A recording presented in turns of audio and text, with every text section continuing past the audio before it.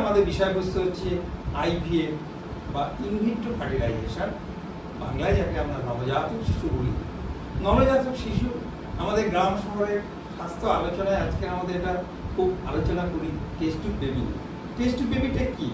Test tube baby হচ্ছে পুরুষের শুক্রাণু ও স্ত্রীর ডিম্বাণু নিষিক্তকরণ করে আমরা ভ্রূণ তৈরি করি। সেই ভ্রূণ মায়ের ইউট্রাস জরায়ুতে প্রতিস্থাপন করা হয় গ্লাস অর্থাৎ ল্যাবরেটরি। এই জন্য বলা হয় টেস্ট টিউব ইনভিট্রো ফার্টিলাইজেশন।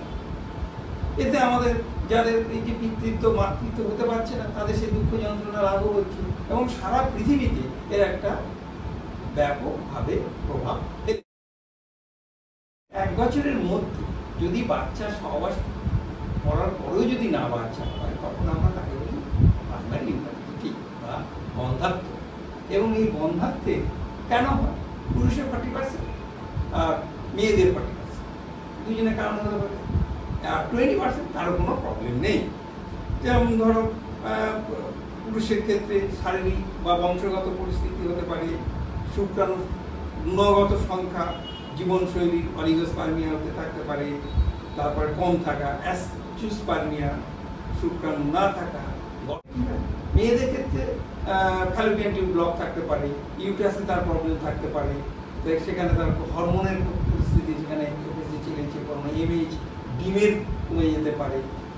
বয়সের জন্য তার অ্যান্ট্রো যে এমএইচ হরমোন লেভেল কমে যায়, ডিমের সংখ্যা কমে যায়। একটা পরিপূর্ণ মেয়ের ক্ষেত্রে বয়সের ক্ষেত্রে 270টা ডিম থাকে, প্রতি মাসে তার খরচ হচ্ছে, খরচ হওয়ার পরে সেটা কমে যাচ্ছে।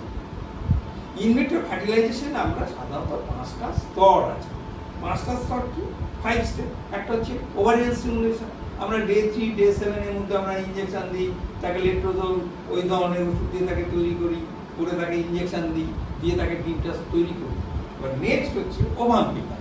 ওভাম পিক আপে আমরা ডিমটা কালেকশন করি। ওভাম পিক আপে আমরা এরকমভাবে আল্ট্রাসাউন্ডের সময় আমরা দেখে নিই, দেখে সেখান থেকে আমরা ওভাম পিক আপ ডিমগুলো একটা শার্প নিডল দিয়ে এবং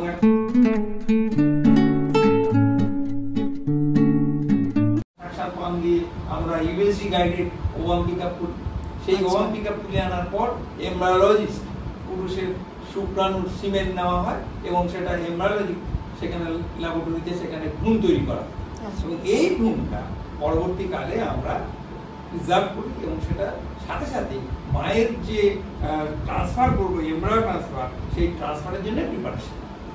তাহলে আমরা সিমেন্ট প্রিপারেশন করি। সিমেন্ট পুরুষের শুক্রাণুটাকে কালেক্ট করে সিমেন্ট নিয়ে আমরা তাকে সিমেন্ট